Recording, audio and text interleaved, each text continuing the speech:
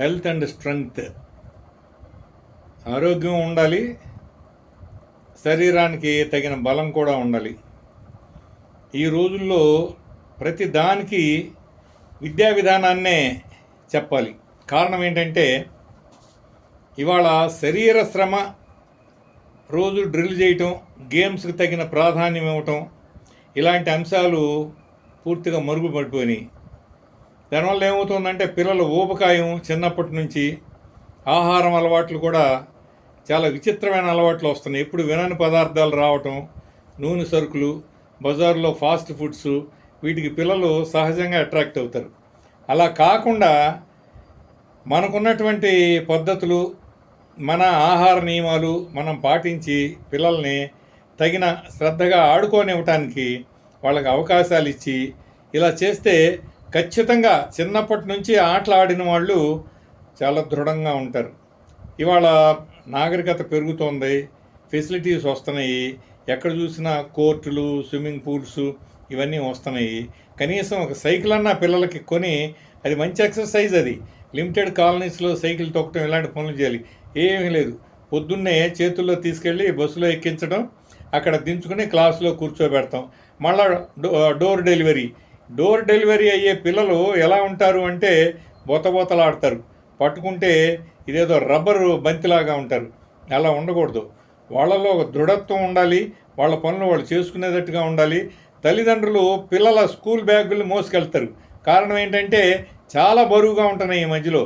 పుస్తకాలు అంత బరువుగా ఉన్నప్పుడు తల్లిదండ్రులు తీసుకోవటానికి మరి ఖచ్చితంగా జాలి పడతారు, అయ్యో మొయ్యలేడు అని. పిల్లలు కూడా ఏం చేస్తారంటే కనీసం 2 బ్యాగులు ఉంటే ఒక బ్యాగ్ కూడా వాళ్ళు ముట్టుకోరు, మొత్తం తల్లిదండ్రుల మీద పడేసి నడుస్తూ ఉంటారు. ఇలాంటి పనులు చేయటం వలన పిల్లల్లో దృఢత్వం అనేది ఉండదు.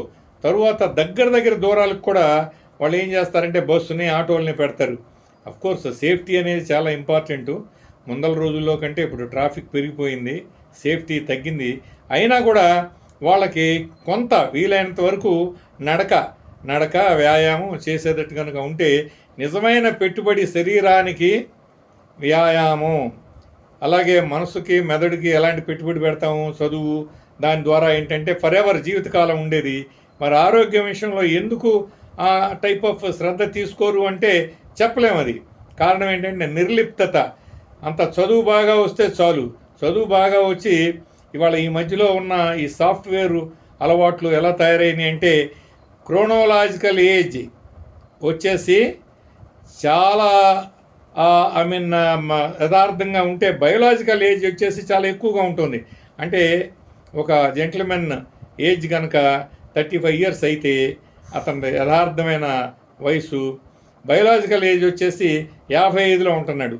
కారణం ఏంటంటే ఎండకి నిలబడటం లేదు, ఆట లేదు, పాట లేదు, కూర్చుని వర్క్ ఫ్రమ్ హోమ్, రోజుకి 10 గంటలు 12 గంటలు. ఆ జీవితాలు ఏమవుతాయి చెప్పండి?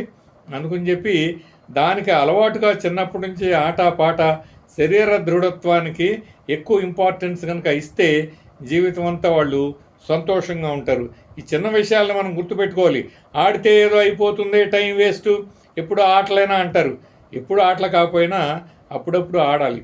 ఆటల్లో ఏంటంటే మానసిక వికాసం ఉంటుంది, ఎమోషనల్ బ్యాలెన్స్ అనేది అప్ అండ్ డౌన్ తట్టుకునే సామర్థ్యం వస్తుంది, అదేవిధంగా శరీర దృఢత్వం కూడా వస్తుంది.